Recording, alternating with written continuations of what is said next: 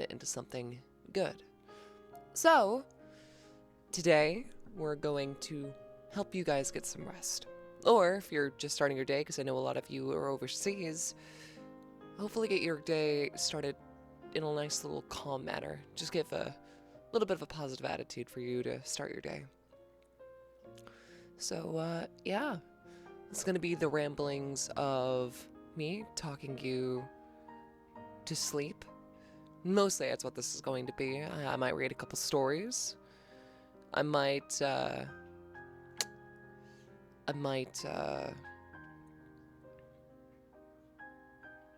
give you guys a visual aid on how to become a grandparent, as Joe Parrott would joke about. Or, maybe something else, but we'll see. How are you guys doing, though, so far? Let's start with that. How are you doing? Where's everyone's current mood levels? Is everyone doing all right?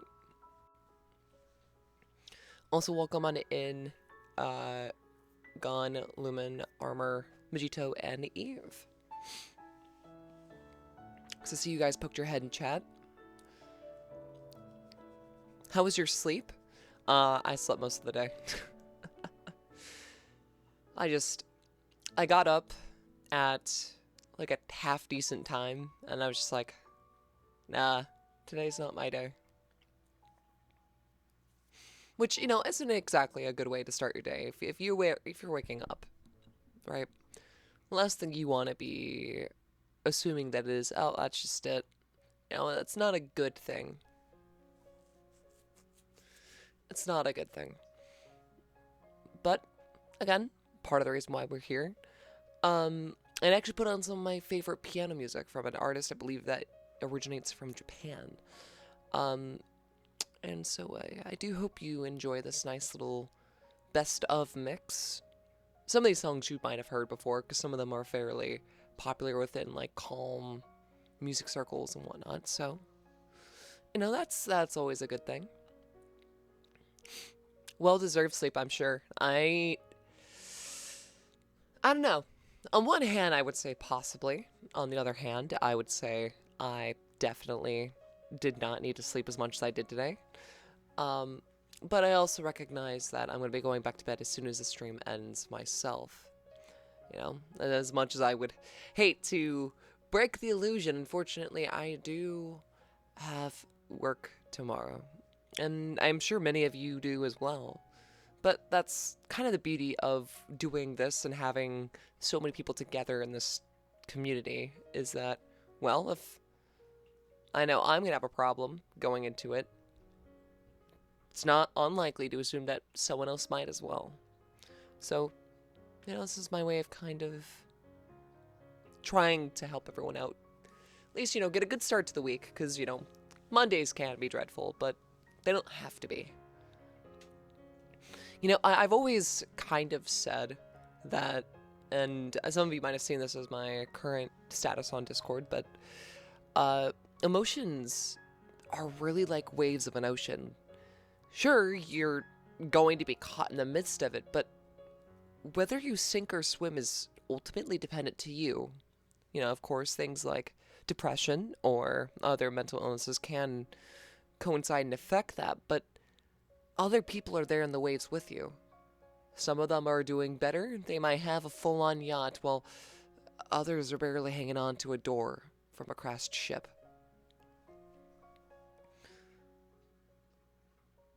If we're all a part of this massive wave of oceans, then why don't we use that knowledge in order to seek each other out and assist in where we can?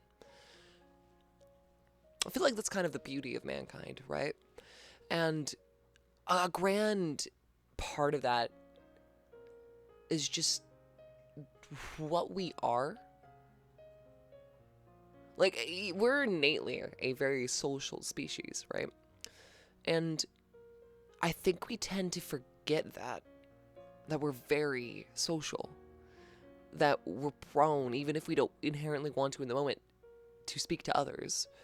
And it's not because, for one reason or another, but survival has always dictated that, well, when you work together, you can accomplish something that you want to do, or you can ensure that your unga bunga wife is fed in her cave, you know?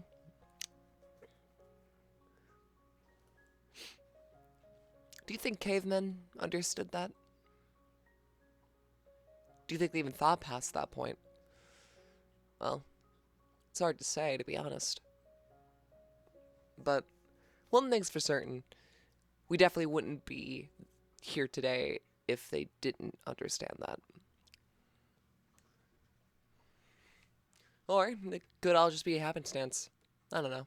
I'm not a historian.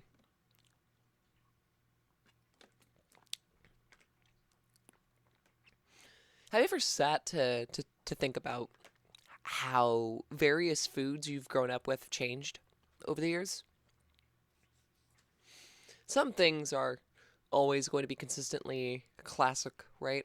Like, think about the Twinkie. Twinkies existed since, man,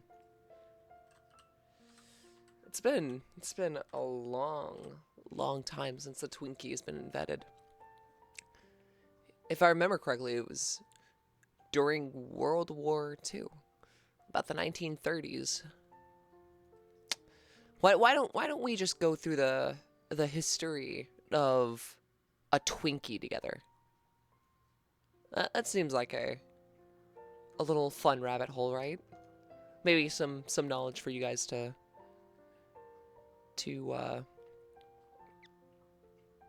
kind of go into it all, okay? So I'm gonna use the Wikipedia page as a reference here for what I'm about to tell you. So strap in. Let's learn a bit about Twinkies. Twinkies were invented on April 6th, 1930 by Canadian-born baker James Jimmy Alexander Dewar for the Continental Baking Company in Schiller Park, Illinois. Realizing that several machines used for making cream-filled strawberry shortcakes sat idle when strawberries were out of season, Dewar conceived a snack cake filled with banana cream, which he dubbed the Twinkie. Now, how many of you guys even knew that it was filled with banana cream? I'm willing to bet a grand majority of you didn't know that.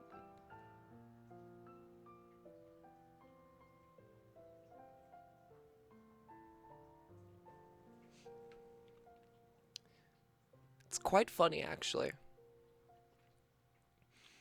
Imagine how life would be different if they never fully came back in the way that they did. But I'm getting ahead of myself. Let's continue.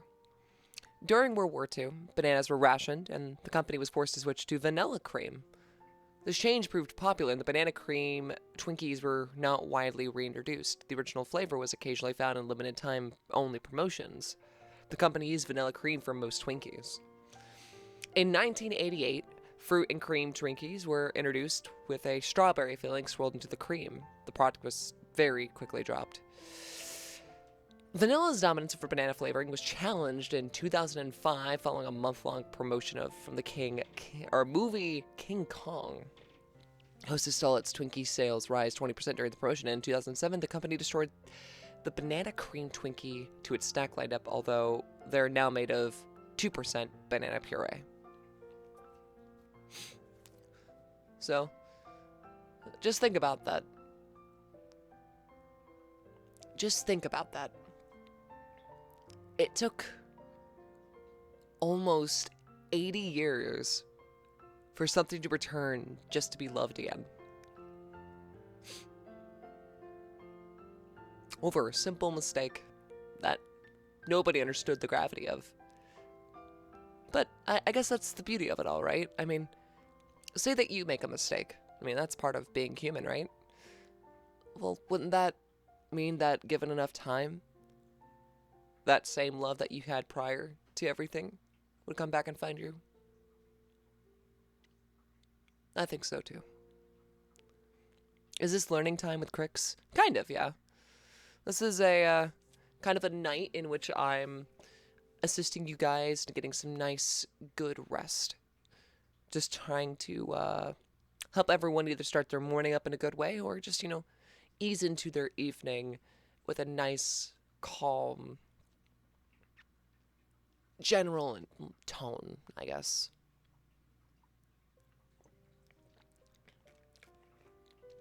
Consider it me trying to experiment with things that I like doing. Besides, I know in the past people have quite enjoyed me reading stories. I mean, we've had a lot over the years. We've done some during Halloween. We've done one, I believe, during Thanksgiving. We've done another during Christmas. And we've even done some during New Year's.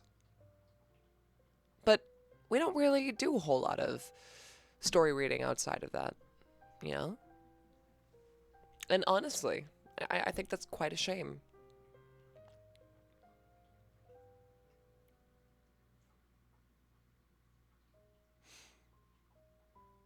But, maybe, maybe that's a good thing.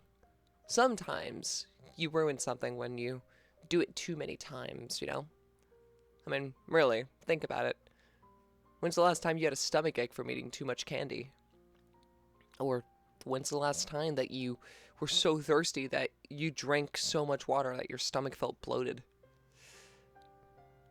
Heck, or even the last time you pet your cat and, well, a cat surely had enough. Yeah, that'll do that. I guess what I'm trying to say is everything is good in moderation. Of course, there's a balance to everything, and some people might know that, some people might not. Some people learn it the hard way. Some people witness it from an outside lens and ultimately decide not to make the same mistake. However it is you learn that aspect of, our own reality, I mean, works. As long as a lesson is learned from it at all.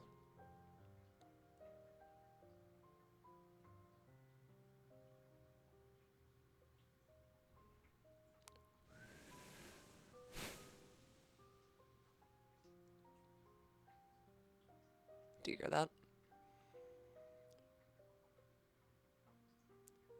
It's like a nice gentle breeze outside your window. The wind is a very, very strange thing, right? There's so many different types of winds, ranging from different strengths, different directions, different, well, everything. Winds have so many different names, paths, directions, and yet we never really ever seem to think about that, do we?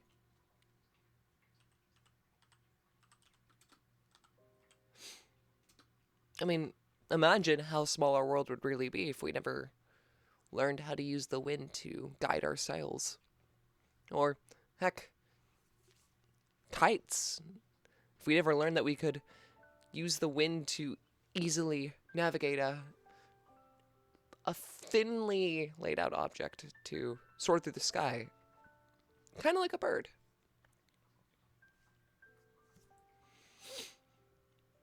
I think it's fascinating that we have done so much in our history, and yet there's so many things that we just don't really think of, or heck, even take for granted. It's kind of funny. You know? Like, did you know there are other words for different types of winds? Just within, like, your general vicinity. Of course, there's, like, northern winds, southern winds, trade winds, and, the likes, but there's more than just breezes, So, let's kind of learn some of these together. We have breezes, which, tend to blow around 2 to 5 meters per second. It can happen pretty much at any time of day, but typically it does come from the sea. You have Bora winds, which is a very cold and strong local wind. That tends to happen over the seabed as well. Most wind forms do tend to happen over the the sea with cold and warm fronts. And,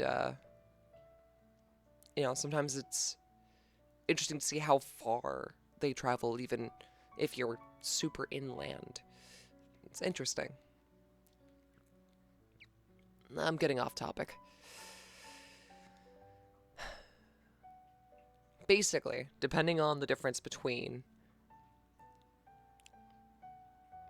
a wind flow towards the water and how that collides with the general mountain range, the bigger the difference between that and the atmospheric pressure in the area, well, the faster and stronger a bore wind might be. But then there's also mistral winds, which are super strong winds. They can get as fast as 66 kilometers per hour, or for those of you who only understand freedom units, about 41 miles per hour. It's definitely interesting. But then there's also mountain and valley winds, and most of these are done on sea and land, but these ones specifically, they're in the mountains. You hear them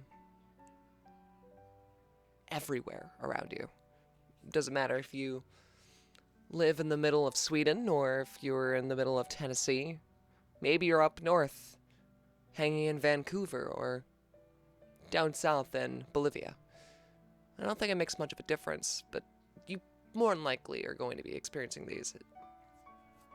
Again, mostly just dealing with warm and cold fronts. And that's not even talking about things outside of local, like jet streams, wind gusts. It's so many. Of course, you have trade winds, as we, previously stated. Monsoons. There's so many different types of winds. Westerlies, polar easterlies, Chinook winds, hurricanes, typhoons. So many.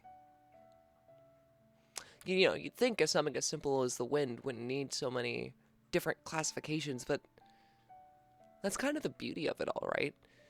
Is that, yeah, it doesn't need to have it, but isn't it cool that it does? I mean, think about it.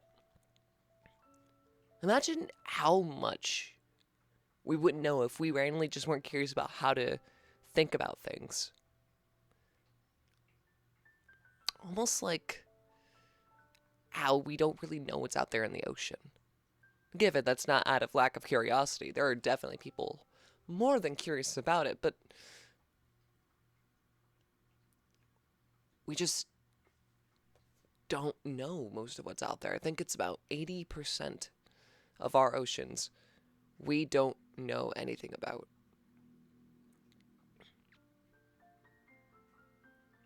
And that's a shame. I mean, more than likely some of those creatures are rather dangerous, but who knows what things we could discover that could maybe even solve problems that we have now. Like maybe a specific neurotoxin that can help alleviate tuberculosis. Or maybe even a super nutritional nugget that's produced by the fecal matter of a squid. Yeah. Sorry. I guess I really shouldn't be talking about, excrement when you're trying to fall asleep. My point still stands, though. I mean, the oceans are vast, and, so is the ability to learn about our lives and experience things. It's very easy to get overwhelmed, especially when you don't know exactly what you're doing, but I want to let you in on a little secret. None of us really know what we're doing. I mean, life in of itself is just a big role-playing game when you think about it. We just make it up as we go. Heck, I'm willing to bet that even big business bureaucrats don't know what the hell they're doing. They might pretend that they do, but they certainly don't.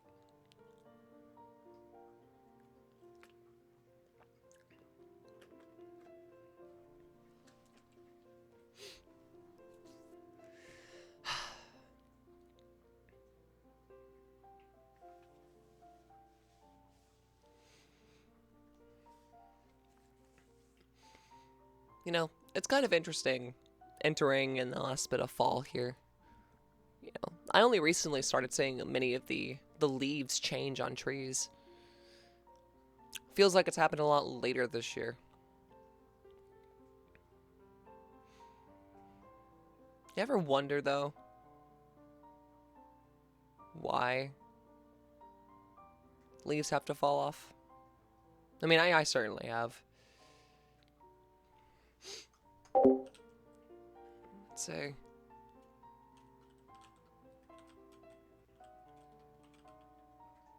it's an interesting little tidbit.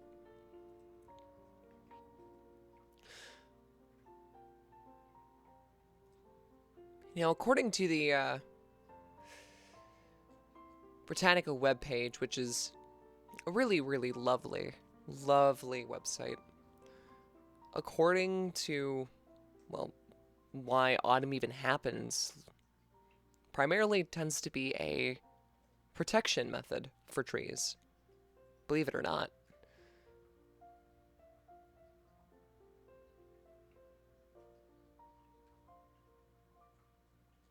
Isn't that kind of weird? Like, what would they need to protect themselves from?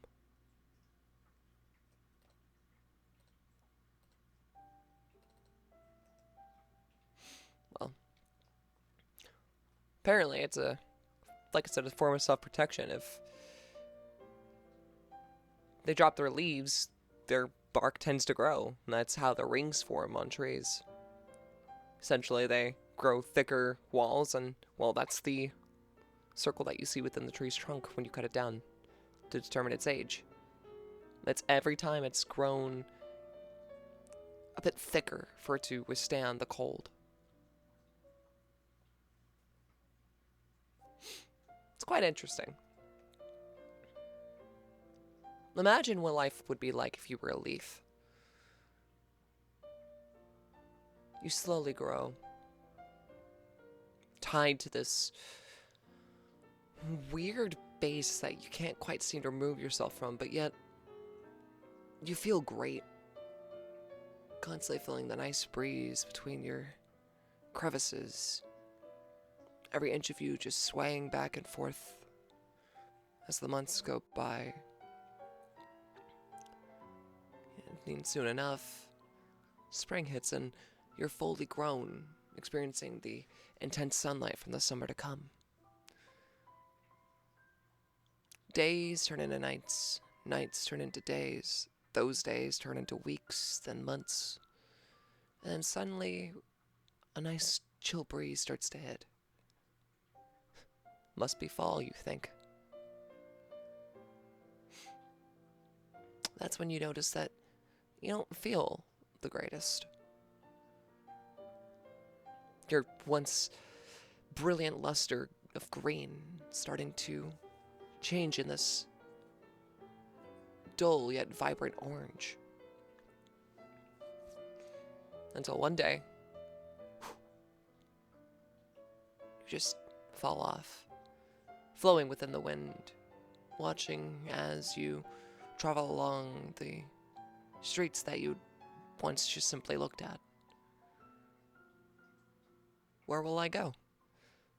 What will become of me, you ask, as you travel along in your journey?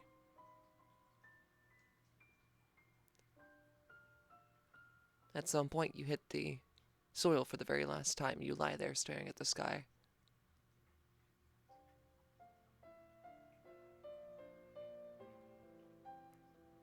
Might be confused what it all was for, and yeah, I would be too.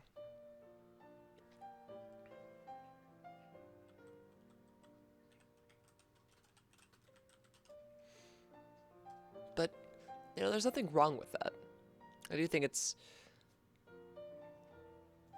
I do think it's interesting.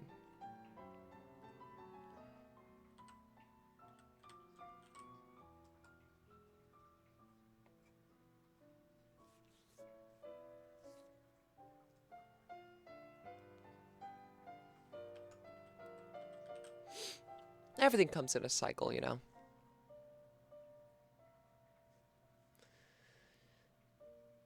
Yes, hi, Piper. I love you. She's over there meowing at me in the corner.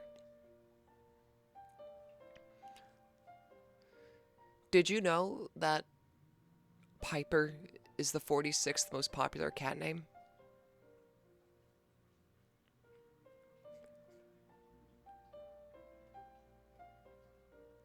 Do you want to know the 94th most popular cat name?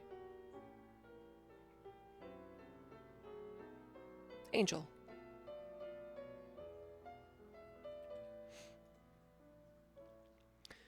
What is up?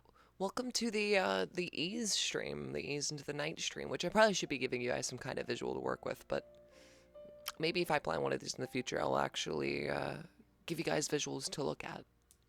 We'll see.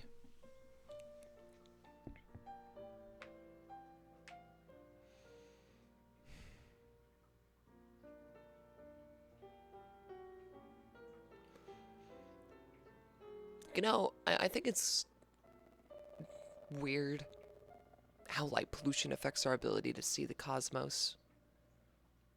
You know how you see those vibrant photos of space? The ones with full-on star systems just out there in the open. Uninterrupted as, you know, it eases into the atmosphere. Through the clouds. Yet, light pollution takes most of that away. And you only ever get to see a couple dangling ones around.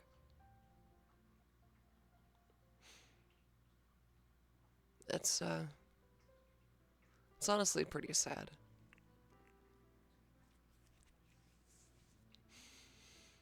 I mean, our oceans are vast and we can't explore most of that, but so is space. There's so much up there that we still haven't even seen. At least not in its current state. I mean, we have the ability to look technically into the past if you think about it, just because the speed of light is so slow. At least compared to the size of the universe.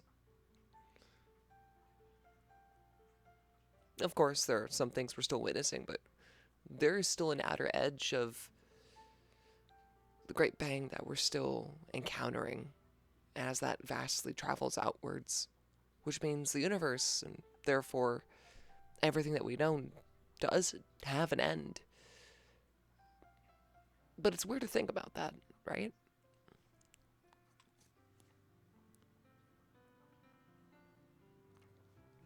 It's really strange.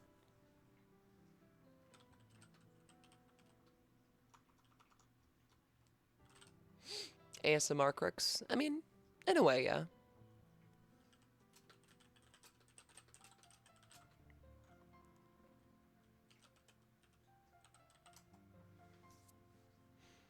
Look, I know that I can't exactly, you know,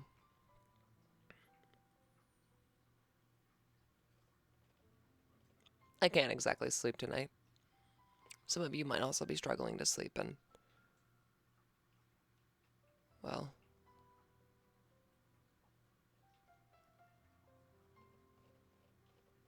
that's perfectly fine.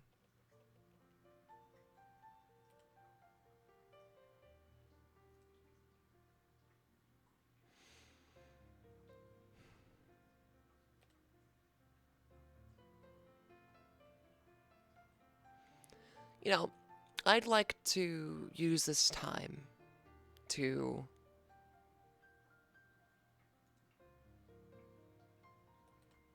potentially find a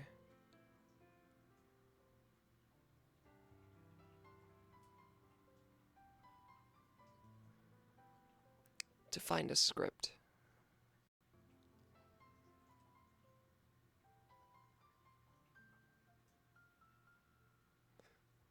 One I think you guys will like.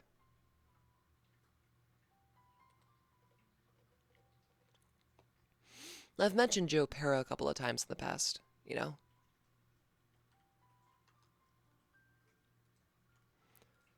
And I use him to help me sleep a lot. And while I can't exactly play some of his stuff due to copyright reasons, nothing says that I can't read a script, right?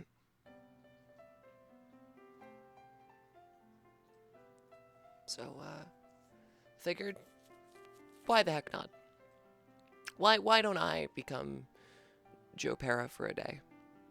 I think that would be a little helpful, right?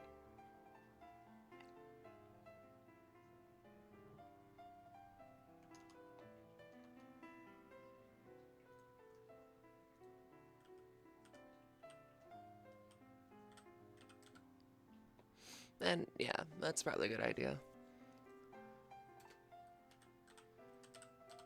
I should probably put on something for you guys to look at.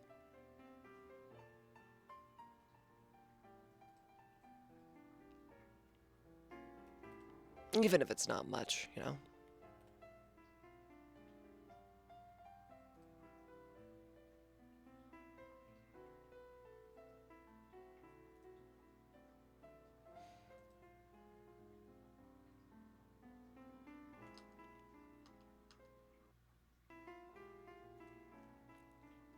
So, here's some footage of an aquarium I like.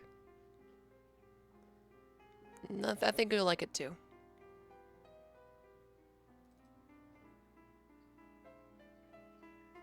Well, if I can get it pulled up, that is.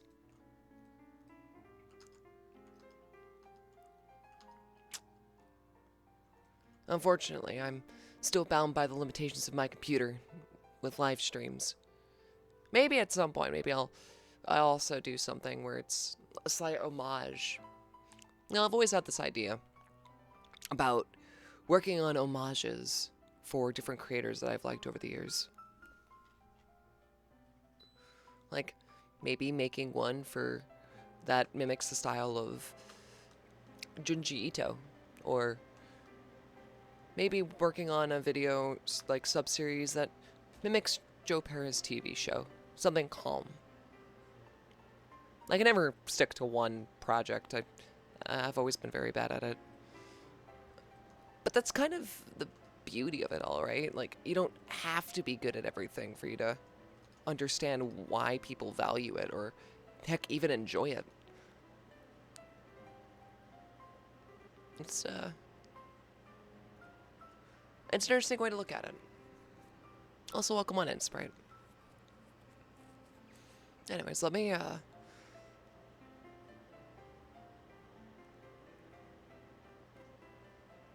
try to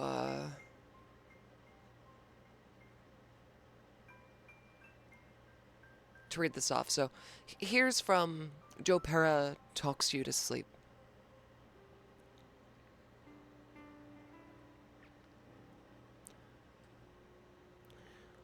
Oh, hi. My name's Joe Pera. Sorry, I always wanted to do that. I'm sorry that you're having trouble dozing off.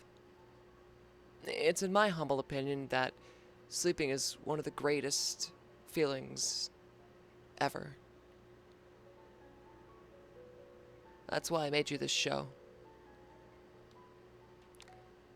Anyhow, I figured we could maybe explore some mildly interesting subjects, such as how come people don't cheer after every firework? Or perhaps through guided meditation to help visualize yourself as a grandparent? Or whale. Anything that will help you relax into sleep and keep your mind off the day worries that make you anxious. Like remembering to fill the ice cube trays, or on race relations. For example, I was thinking about this while shoveling earlier. When Stephen Hawking cheated on his wife, she must have felt pretty sad. It was a terrible thing to do, and I don't want to defend him, but try thinking about it from his perspective for a moment. He spends all day thinking about the universe and how big it is, how our star, the sun, is just one of dozens of stars in the known galaxy, which is just one of dozens of galaxies in the known universe, all set against handfuls and handfuls of time. If one guy cheats on his wife, what's the big deal? Thinking further down that same line of thought, however, if we're so tiny and insignificant, theory will define one person in the entire universe who cares about you. Why would you want to disappoint them? So, ladies, if we get married, I promise I won't cheat on you. That said, good luck locking down this Bengal tiger. I ain't going to the zoo so easy. Just kidding. I can't wait to go to the zoo. Speaking of marriage, did you know that the phrase tie the knot is a reference to how they used to use Swiss pretzels at wedding ceremonies a while ago?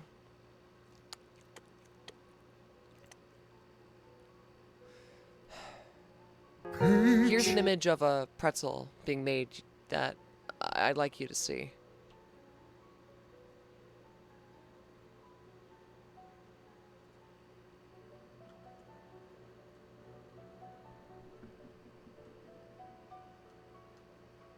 Like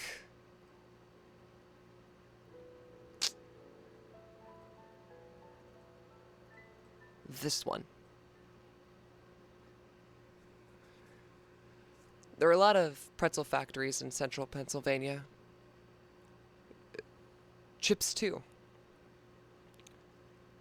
That's why it's often referred to as the snack belt.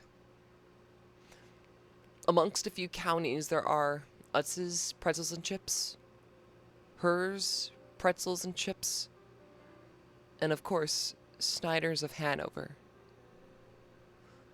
Another important contribution Pennsylvania Dutch made to the region are their beautiful barns. Look at this one.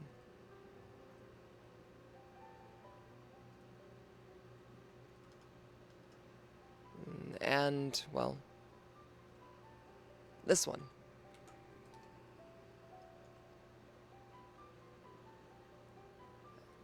Well, and this one.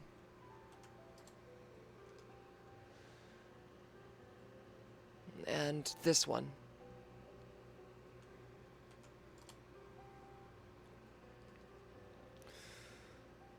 This round barn, also referred to as a spring house, was designed to keep milk cool in the summer. It's one of my favorites. Okay. I apologize. These aren't barns from central Pennsylvania, but rather barns from central New York. I try to keep a sense of humor about these neglected barns, or I'll get sad. I can't get sad about barns.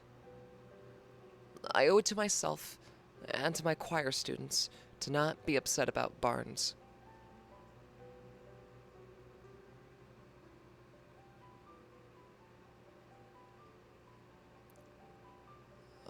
Are you still with me?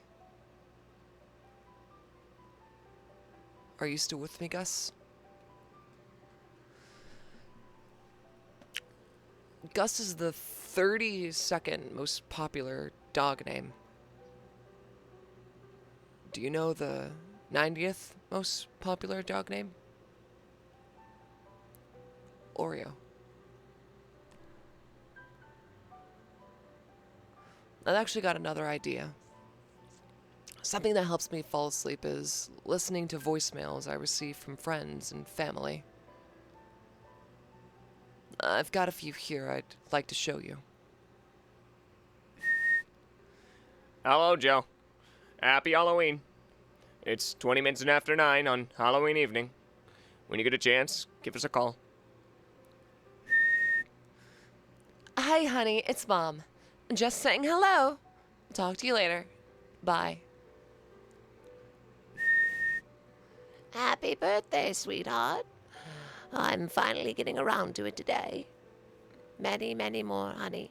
I'll talk to you later. I love you. Bye-bye. Hey, Joe. This is Charles. I'm playing phone tag with this girl, so, I still haven't heard yet, but I'm feeling a fwake coming on. So I will probably be able to go to Phantom of the Opera with you. Alright, bye. Hey, I just realized. Sheds are little barns. Hey, Joe. It's Elise. It was nice going out with you again last night, but I've got to be straightforward.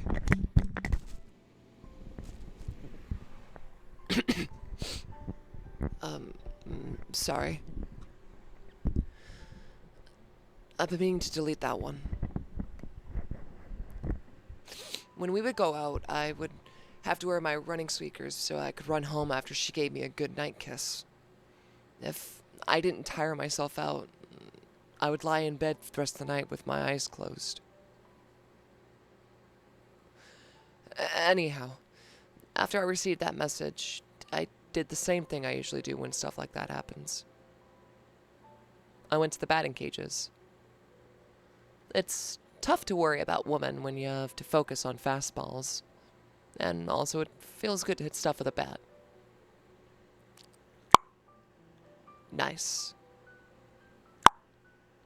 Nice. Nice. Nice. Nice.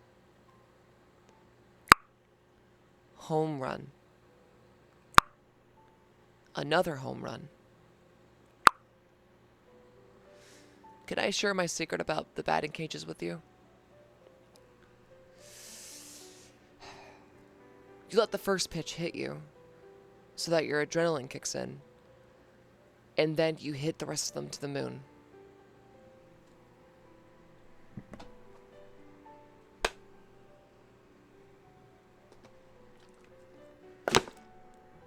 Grand slam. Nice. Nice. Nice. Nice.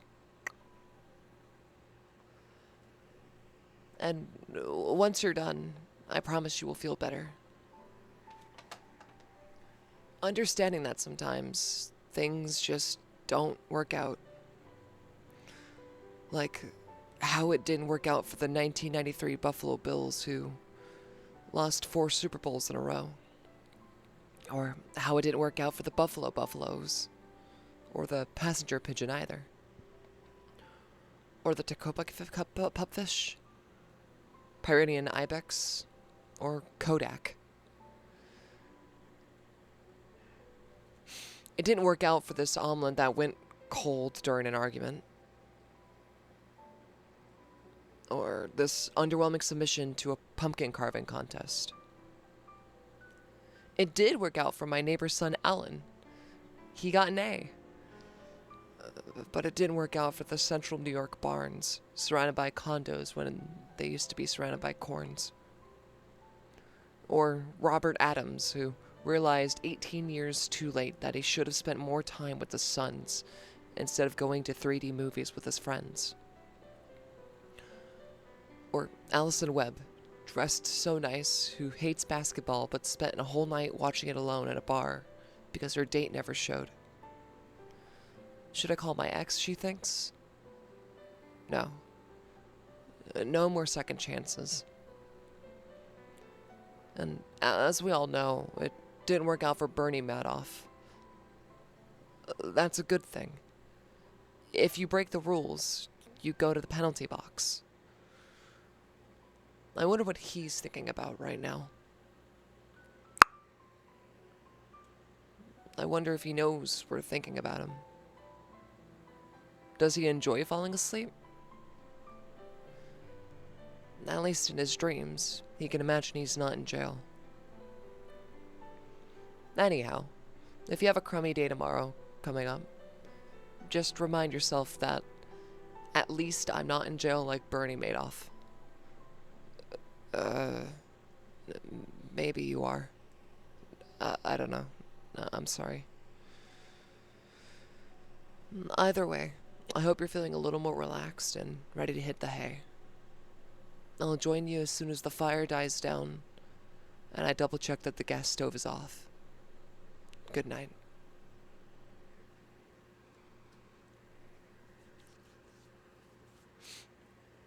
And that was the script to Joe Pera Talks You to Sleep. I always like to start my nights off listening to that audio. First thing I listen to when my head hits the pillow.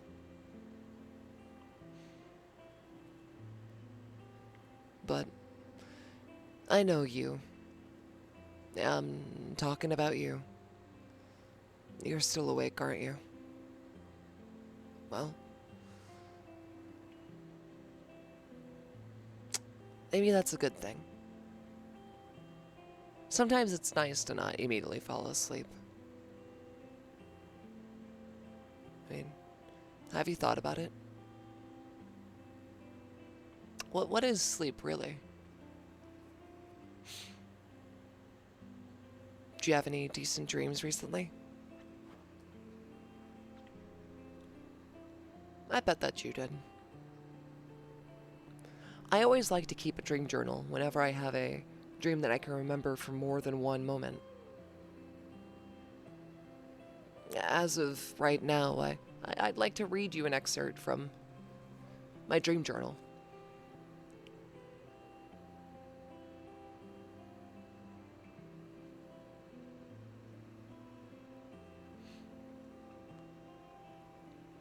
Let's see.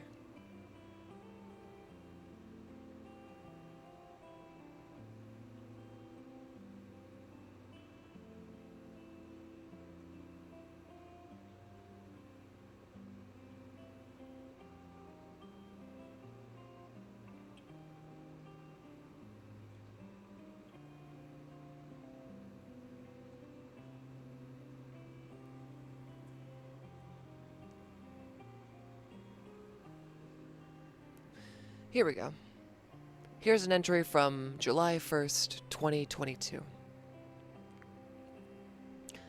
I was back in this massive college/high school campus that seemed to be a mixture of all of my previous schools combined with new elements and merged with a local mall. I'd lost my arm and carried around an amputated arm despite having both arms still. Kinda weird. I originally started taking care of kids at a daycare, but it quickly evolved into a campus having this massive event with various activities and races. I think it was meant to be like, I lost my leg. I think I lost my leg. I don't think I lost my arm in this dream. Anyhow. I tried out one of them, but I got 14th place. There was this woman's scooter race, and this lady I'll name Sheila that got me involved, checking my pelvic tension and giving advice on how to optimize movement on the scooter. We did the race starting in this massive open area before moving to narrow sidewalks, and I decided to run through a building, getting yelled at in the end, and eventually winning. This little girl came up and gave me a bead crown and a medal. Then we did this tour, which involved humiliating Photoshop photos of teachers before being dropped off at the same mall that we started. Last thing I can remember was a locally owned game shop, which had so many bizarre things. A cartridge of Super Smash Bros. For the Nintendo 64, but it looked like it had the style of Brawl.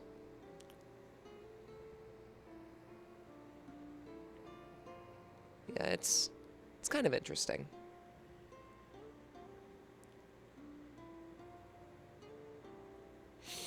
How about this other one? Let me see.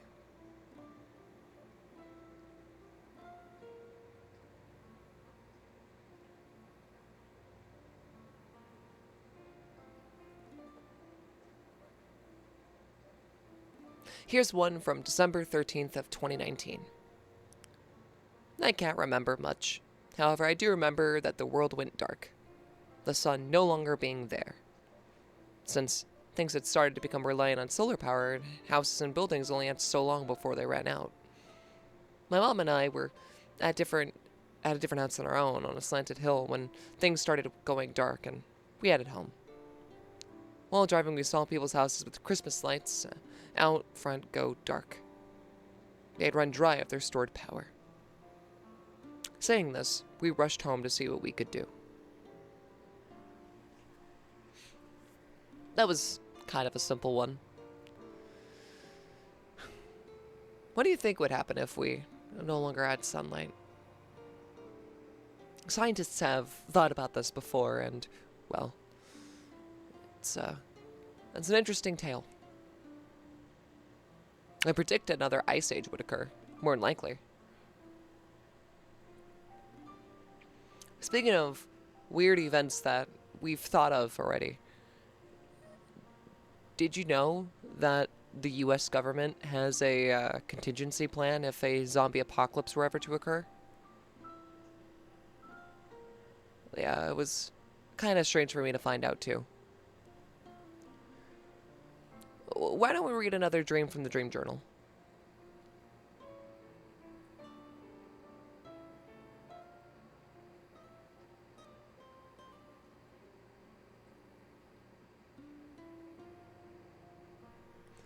Here's one from October 17th of 2022. I woke up in a new world, similar to our own.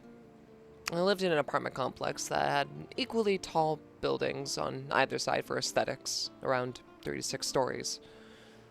The street I was on had a planter mediator between the sides of the roads, but nothing besides dirt filled the gaps between. A Taco Bell had just opened across the way, which really was only noticeable if you looked up and saw the banner that said as much. The buildings themselves were made of a clay terracotta with modern interiors. For some reason, let's just say this person's name is Bob. Bob was there, and we went down this road exploring. My mind gets hazy, but I remember it getting dark, and this loud bell chime starts ringing, letting me know it's time to go back inside. Though I didn't know why. I guess something came out at night. But I didn't know that, or really what. Walking back to the apartment, I could hear some screeches. Me and some random blonde kid managed to make it back in time to the apartments, not even seconds after each other. I fist bumped him and told him to have a good night, and then walked to my apartment on the first floor.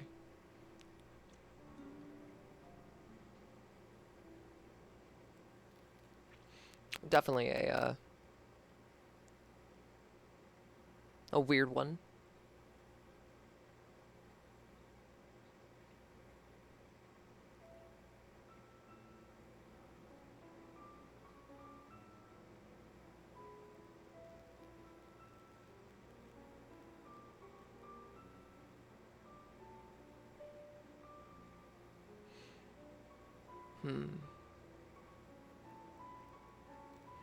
Now, here's one more that I'd like to read to you. This is actually a recurring dream I've had more than once, but this one's dated June 20th of 2025. I had a recurring dream last night that I've only had once before, but it's a dream I wish I could have more. It surrounds a cat. A black cat, to be more specific. She can talk, but she has this tone to her that can be quite unnerving, especially when upset. Basically, from my understanding, you desire something, and so you're put through this sort of test. It's a 2-story maze-like structure, less of a maze, and more of it just being extremely huge, almost like an IKEA. It's dark with the subtle illumination of reds and oranges seeping by the pillars' bases. Navigating this space is strange. Various large beings ranging from towering figures with statue-like faces to realistic busts of celebrities with distorted bodies. Not all of them pose a threat, but some are hostile initially. There's various places that shift to it as well. The first floor is mostly dimly lit pillars, but towards the end there is a strange spot with countertops lit the exact same way, just brighter. They're longer, so they could be harder to navigate through. By the end of the first floor, there's a set of elevators that take you downward. Once down there, you notice that the pillars continue, but this time the walls and rooms actually exist with it. There's actual structure to the world around you. The things from the previous floor persist here, but now you start to see weirdly furnished rooms throughout, like a room with a recliner, a lamp, a rug, pictures, etc. That room in particular was occupied by a corrupted bust of Dwayne Johnson. Either way, you start running through these various paths, all while debating on actions that will either please or displease the cat giving you directions. At the end of the second floor is this massive expanse of fake retail space. Almost like a department store, but with fake brand names based on real clothing brands. Their logos ripped from social media platforms, like the Twitter bird with Adibas. It's very musty in nature, with both a shag carpet of dirty brown and a patterned carpet that's rather thin, but it resembles the type of pattern that you'd see in stores like Ashley's Furniture. The layout of the space was rather unregulatory. It's not a layout for a convenience store that you would actually see. Rather, it felt very disjointed. The shelving islands stocked with fake products, while the metallic walls lined the backs of displays were haphazardly thrown together, almost as if someone was trying to do a form of abstract art. However, this run through was not going to end well. I must have done something really bad because the cat's voice yelled at me at an unreasonable rate, launching me back to the beginning where now everything was actively trying to kill me. I had to navigate my way through a maze-like environment on both floors, reaching the end of the final area when you're met with silence. You're then transported to this quaint little house. Your mother is here. Talking to her, you attempt to get her approval. Your actions and discoveries throughout the two stories would determine that, but though the form of you trying to show her something you worked on. You would then lead the house to a corner store. It's a small shop like a convenience store that you find at your local neighborhood. Entering the store, you see it's rather tall. Past the racks of shelves of snacks is a ladder. Climbing it reveals a dingy attic space. Chips are pinned on a clothesline just above the entrance to the left, and then you see that your dad is up there. Once again, based on your actions and discoveries, you seek his approval. This time for me, I got it, but not at first. In an effort to try to show him, he passed out for 2 hours, leaving me an anxious wreck. Though he thoroughly apologized and showed interest in the artwork. Upon seeing it, he seemed very happy and pleased. It was this bizarre creature with a rather prominent, shadowy silhouette. Though I couldn't tell you why, the shadows seemed happy. After talking to your dad, you get taken to the final area, Judgment. You're placed in a bed that is not your own, surrounded by darkness, sometimes the light depending. A familiar voice is heard. It's the cat. This time, similar to last time I had this dream, she was not happy. She has this demanding and dominant voice, almost like GLaDOS, but without the robotic effects. She went on to ridicule me for not listening, perusing around the darkness like a predator watching its prey. While talking, she would step towards the sheets with her claws while looking at you with this demeaning glare. You can warm her up a bit by petting her, but she will hate you for it. It's not long after you wake up. That was the last of the stuff I wrote down in Dream Journal. Not that I haven't had any dreams since, but, you know.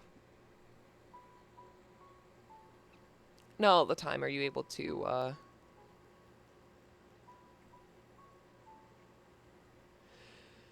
you know, to do stuff.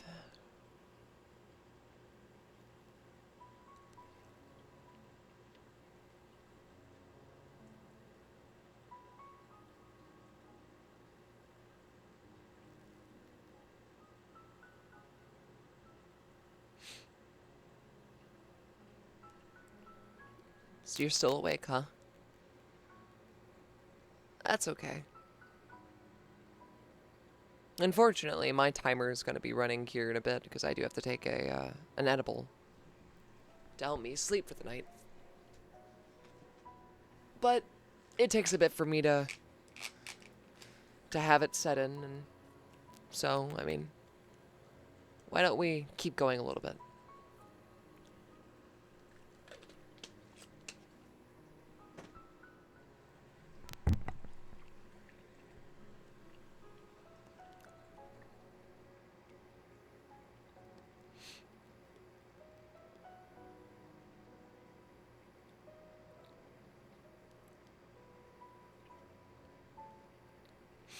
I wrote this down at some point. It's called Consciousness. I'm going through all of my files at the minute, seeing if there's something useful. Oh, that's not actually mine. Hold on, that's someone else's. I'm sorry. I can't read that.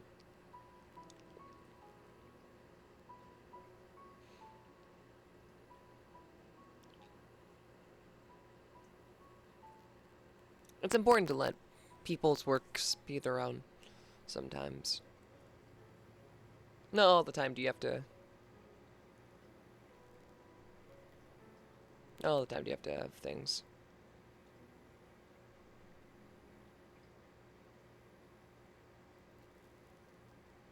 But that's okay.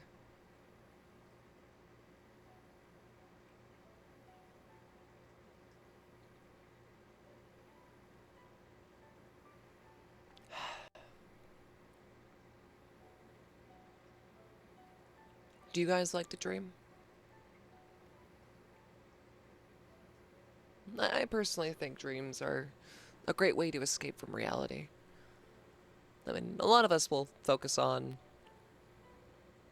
you know, TV shows or video games, or heck, even you right now. I mean, you're listening to me, right? Maybe I'm a distraction for some of you.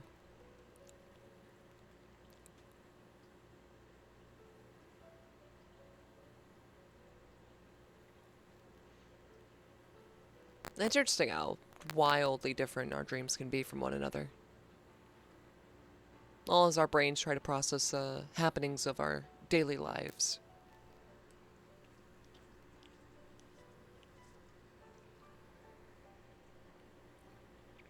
I think it's neat, personally. I think it's really neat that we have the ability to dream. I mean, if we liked creativity, well, would we even be human?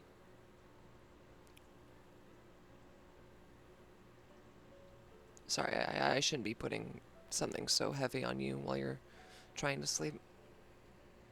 But it's true to think about.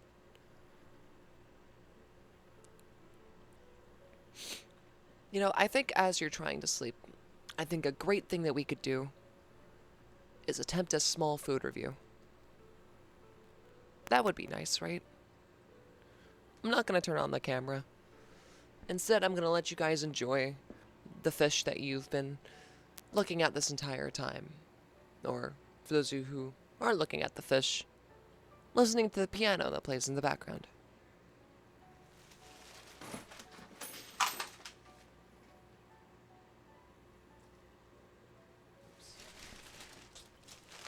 Might have accidentally caused a mess that I have to go clean up later.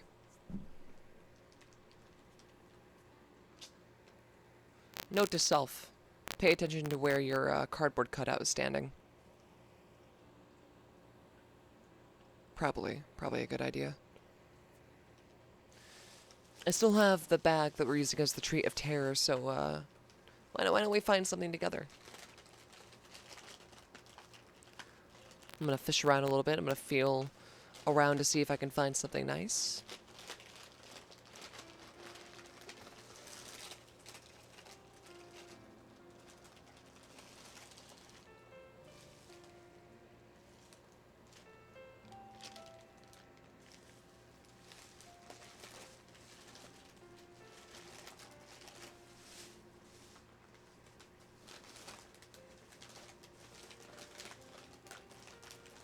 Here we go. I found something I think you guys might enjoy. It's a continuation of a previous food review that we've had with the Tic Tac Chewies. Except this one is called Fruit Adventure. It seems to mostly have the flavors of Skittles. Well, or at least the flavors of Skittles before, you know, lime returned. Being cherry, lime, orange, green apple, and grape. I wonder if Tic Tac was just trying to make a competitor to Skittles. I mean, can you really beat Skittles?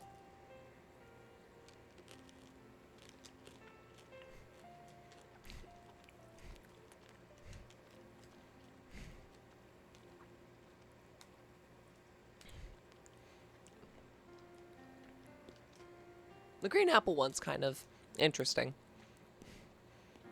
It tastes like a watered down granny apple. Probably not what you'd want if you're trying to eat something sweet.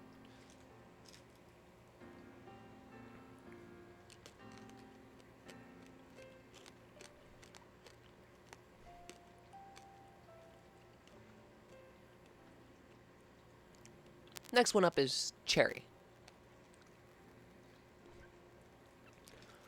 The cherry kind of has that slightly natural, slightly fakey taste to it. You know those lollipops that you can get at the dentist? The sugar-free ones. The ones that are wrapped in that annoying plastic that you can never seem to quite open, but then you just yank on the stick from the plastic and it falls out the bottom. Sometimes breaking in the plastic itself so you don't even get the full lollipop. Yeah, it kind of tastes like that.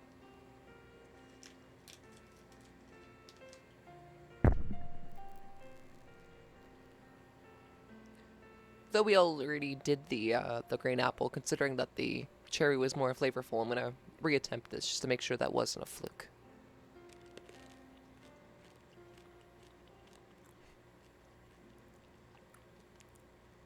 Ah, there we go. Green apple was a fluke. It was actually quite good. Very, very flavorful. Very vibrant. I actually really like that.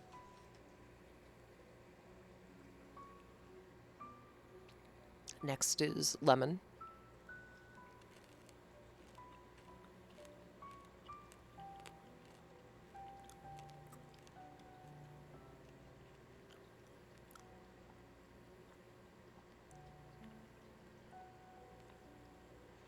That's good. Tastes, well, like lemon. Not really much more to say. It's not overtly bitter. It's not overtly sweet. It's that nice balance that you get when you drink a lemonade.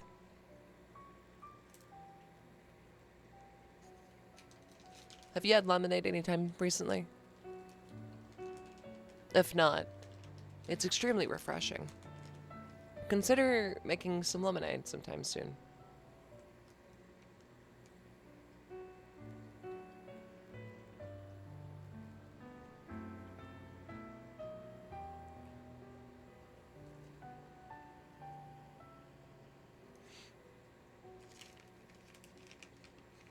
Next up is orange.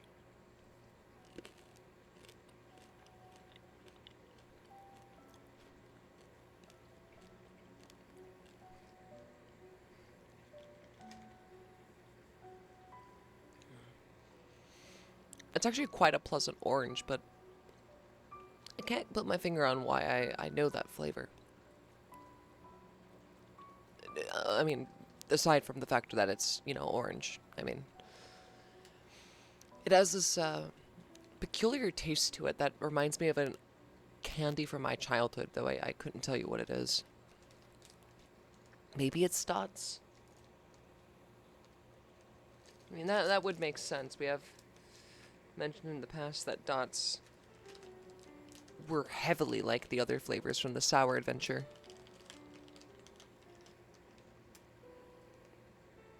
Alright.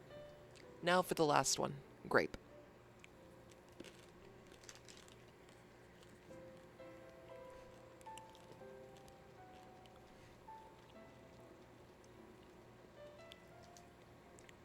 Quite good, actually.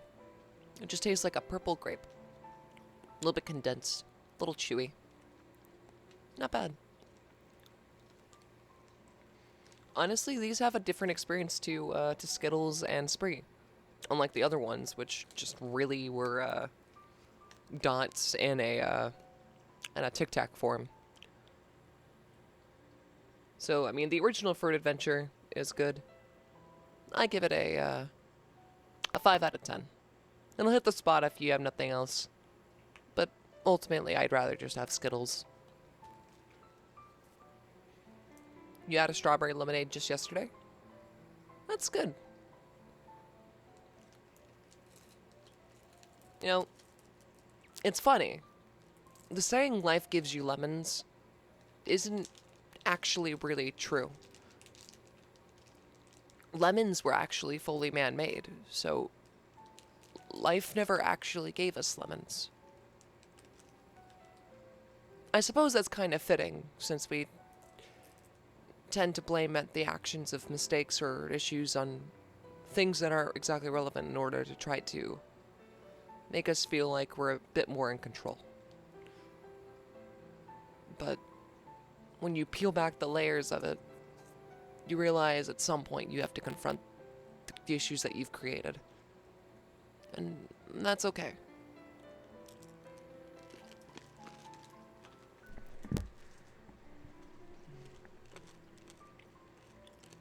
It's human to make mistakes.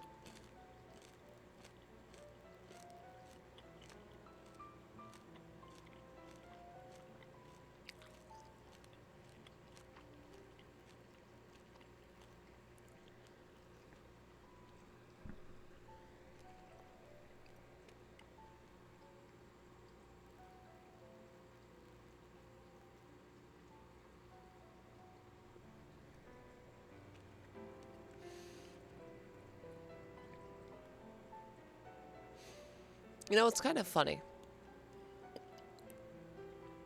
Sitting here doing this. Because on one hand, I probably could have been asleep 10 or so minutes ago. Just taking an edible. But then we wouldn't have had this nice little experience, would we?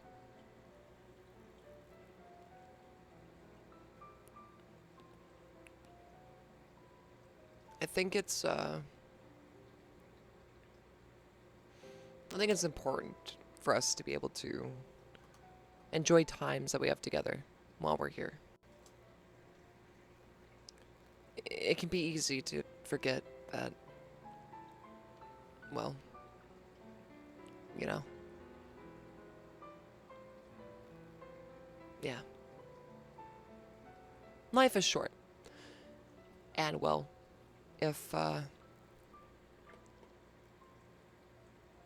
is in fact the case, then, well, maybe it's important that we keep doing what we do.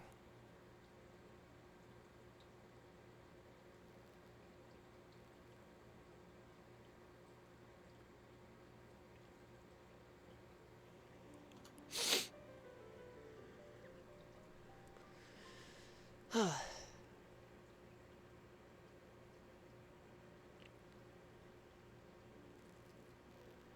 know, something I feel is an underwhelming moment that we never quite think about? Well, not exactly a moment, but rather a discovery. That's right. I'm talking about bread. Bread has always been the fuel of power for many economies and nations throughout the years. From the peak of Rome to the trenches of World War II, heck, to even basic small towns located in rural Europe. Bread has been a massive important part of all of our histories. So I think it's important that we talk about bread.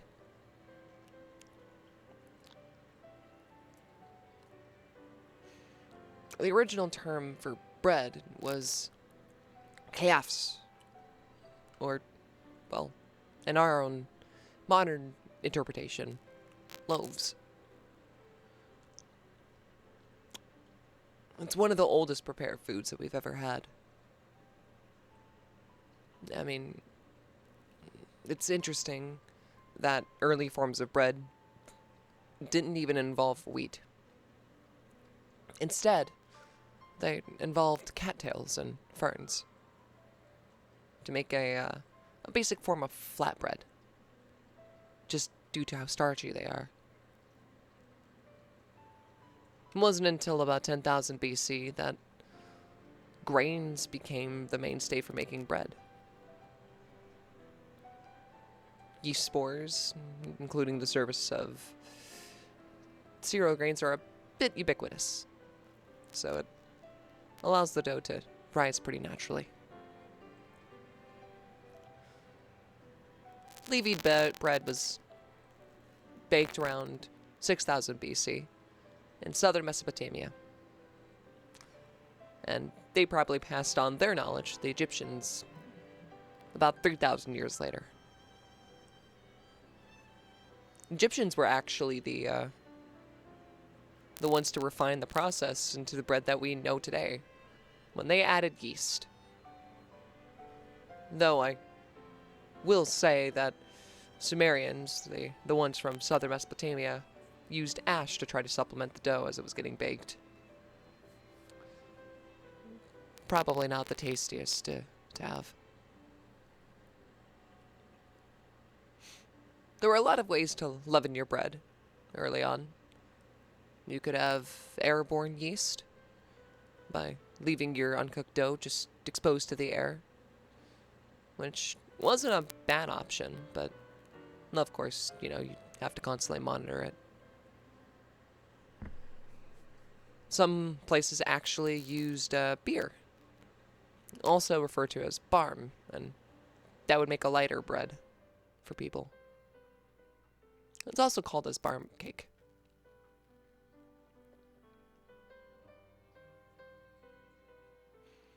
Sometimes people would steep wheat in wine, allowing it to ferment and essentially turn into yeast. I feel that that would be an interesting way to bring back flavored bread. If we started just extracting yeast being steeped in wine. I think it'd be neat. Maybe one of us could try to bring that back and give it a taste. Maybe I'll make it at some point, and I'll get back to you on how that is. Anyway, the most common form of yeast, though, was retaining a piece of dough from the previous day to make sourdough. Sourdough has always been a great way to make a long-lasting bread that not only tastes good, but is quite hearty.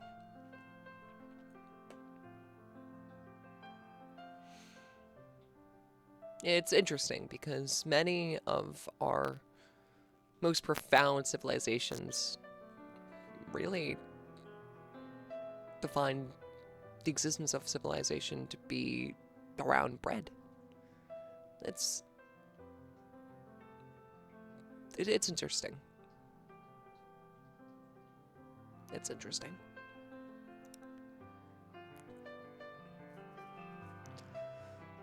Now, of course, there's tons of different types of bread.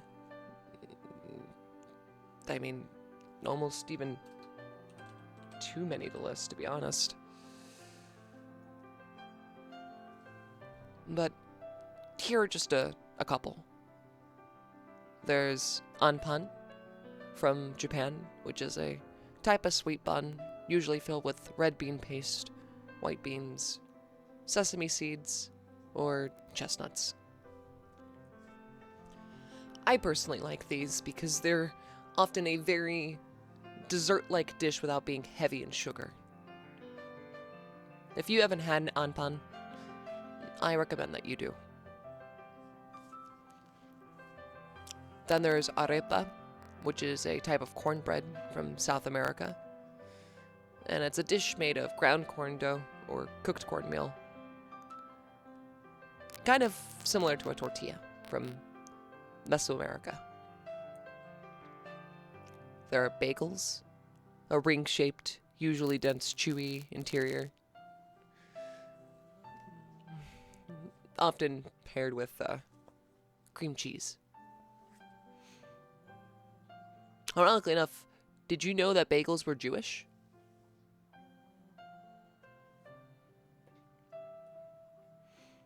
Then there are baguettes, which originate from France. They're elongated loaves, made with all the same ingredients as traditional loaves of bread, but they have slits cut in the top to allow gas to expand a lot easier.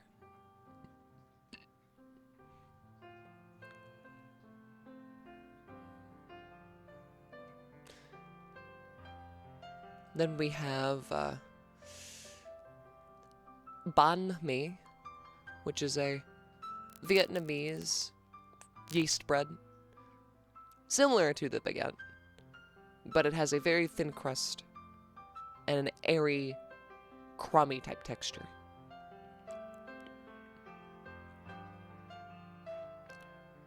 We have Bing bread, which is a type of flat bread from China, which is similar to a tortilla, but it's a lot thicker and cooked on a griddle.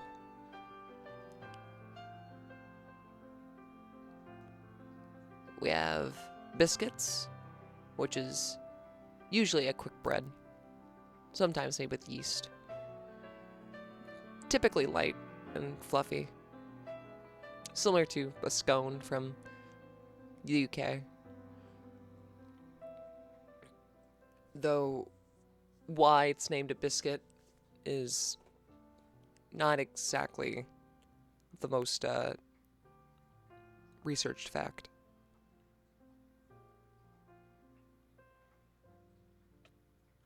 Then we have broa, which is a type of cornbread, mostly found in South America, and all across in some other areas as well.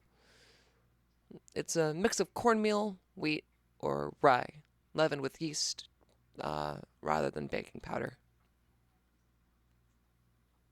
It's very, very crumbly. Then we have challah, which is a Jewish leavened bread made with wheat flour and yeast, oil, and eggs. It's traditionally made for the Shabbat.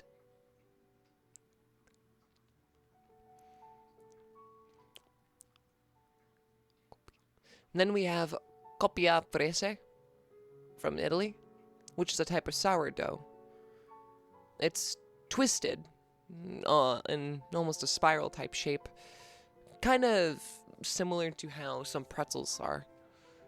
And it's made with flour, lard, olive oil, and malt.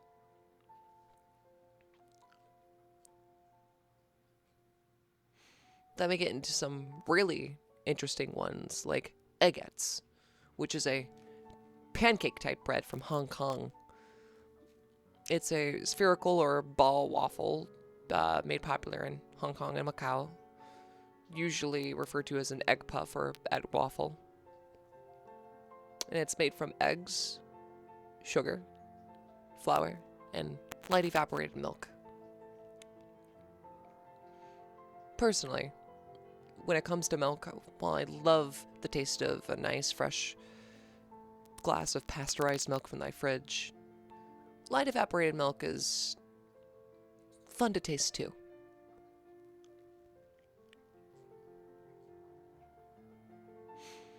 Then there are things like halula, which come from Chile. It's a type of flat bread baked with butter and often used for Chilean alisados or a ham and cheese sandwich.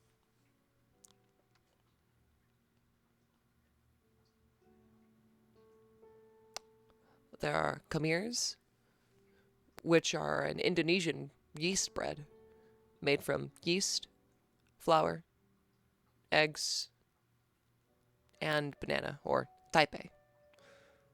Traditionally, it's a bit round, almost like a ball.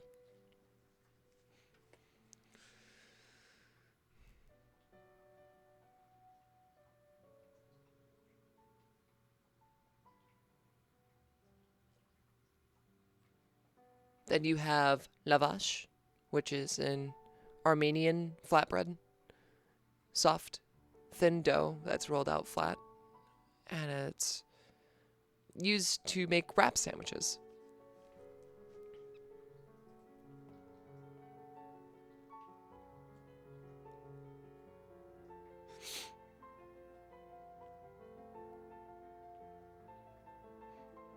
Then we have Monfresil.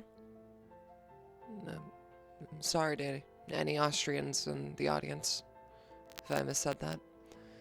But it's a white bread from Austria. It's an Austrian pastry in the form of a braided bun, sometimes sprinkled with poppy seeds or salt, or even glazed. Almost like a donut. It's a pretty big loaf. I could go for a donut. My go-to donut nowadays is a donut I really liked during my childhood, which is a buttermilk glazed donut. I really enjoy the crumbly tops and the nice citrusy sweetness that comes with that type of cream.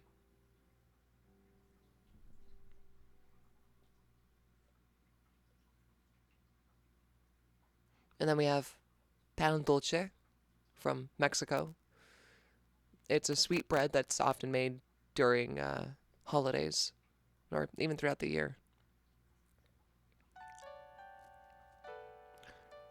Then we have pan de manteca from Uruguay, which is a buttered bread.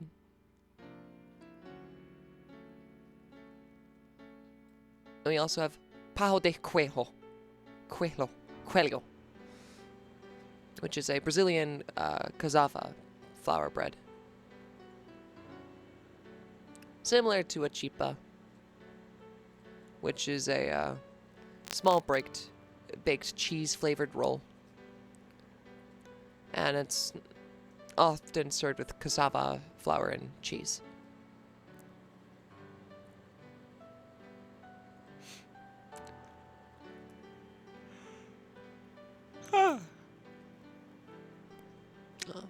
All this talk about bread's making me a little hungry. Late night snacks are not always usually the most advised thing. And it's not because inherently the snacks themselves are bad for you, but rather it can disrupt your sleep patterns and therefore make you less likely to fall asleep. But growing up, it always helped me a ton. I would make microwavable bags of popcorn and sneak them into bed and then eat them and then shove them on the side so nobody could find them. Not that I wasn't allowed to make popcorn, of course. I just didn't want to be that person. Besides, if you didn't finish the bag, then, well, you leave it there and then you have some popcorn for the next night. It's like a nice little treat. Here are some more types of breads. We have bogakya, which is a Balkan Turkish flatbread made from wheat flour, but can be made from other things like barley and rye. And it's often stuffed with potatoes, ground beef, or cheese, with herbs like sesame, black sesame, dried dill. Honestly, it sounds really good. Then we have pretzels, which originate from Germany. It's a yeast bread. And they're a nut-shaped lie roll that's sometimes soft, sometimes hard, sometimes sweet, and sometimes salty.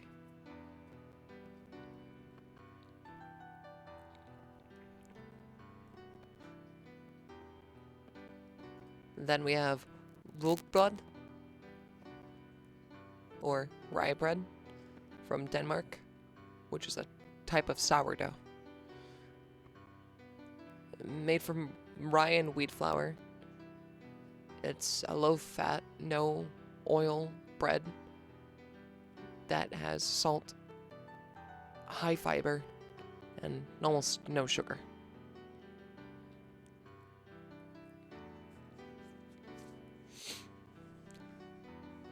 And then we have scallion bread from Taiwan, which is characterized by its green onion topping, use of lard. It's often soft, fluffy, with a very distinct aroma. Then we have scones from the United Kingdom, which is a type of quick bread, which is similar to a biscuit from the US. Usually it's a small quick bread made of wheat or barley or even oatmeal.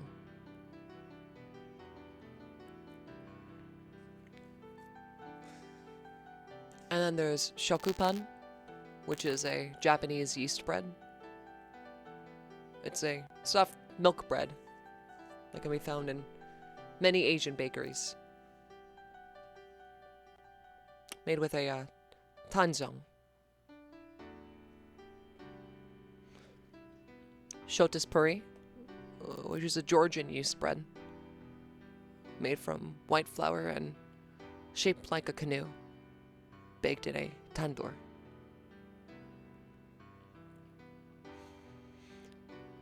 Then we have soda bread from Ireland. It's a quick bread of sorts, made from flour, bread soda, salt, and buttermilk.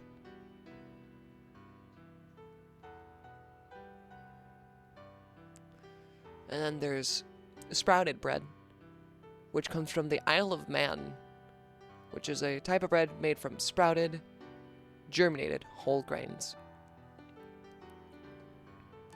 Kind of almost looks like a hamburger patty, if you could picture it. Then we have Texas toast, which is a type of wheat bread from the United States. It's a type of packaged white bread, not sold toasted, unfortunately. But it's double the typical thickness of most sliced breads. And everything's got to be bigger in Texas, right? Very popular for sandwiches.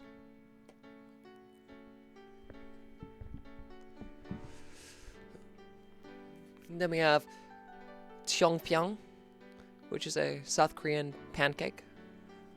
It's often sold at street markets with red bean paste and walnuts.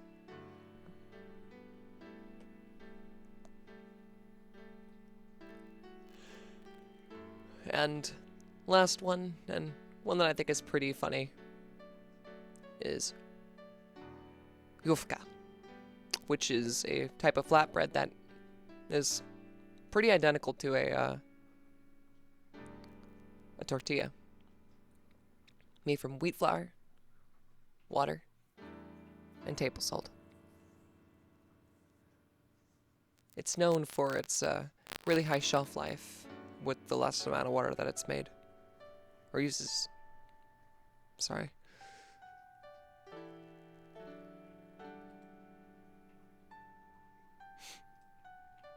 With so many different forms of bread, that's almost impossible to be able to try them all.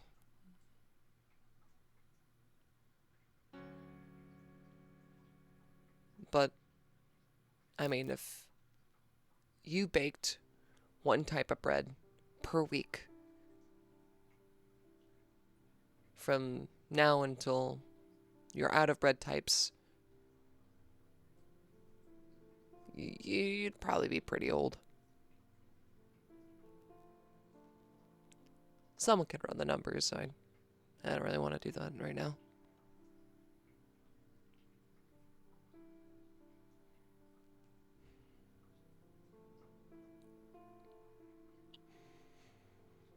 Well, I feel like we have reached a nice little equilibrium at the minute with energy.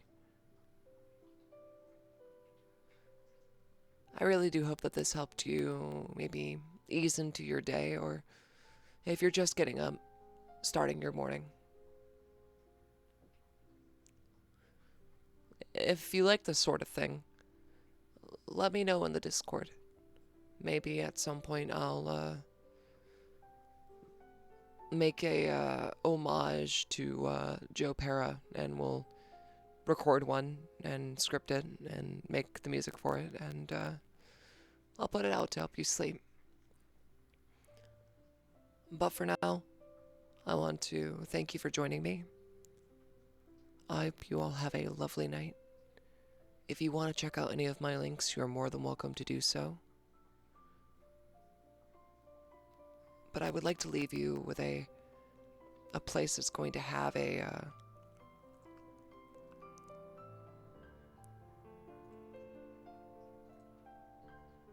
nice calm energy for you guys to enjoy. If I can find one.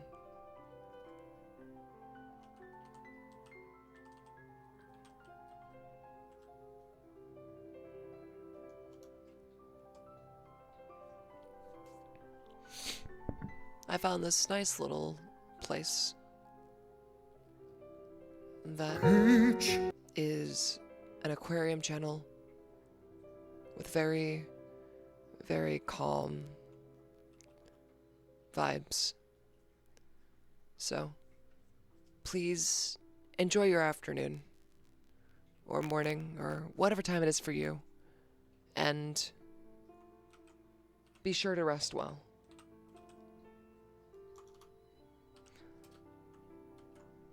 I'll see you guys tomorrow, okay? Have a good night.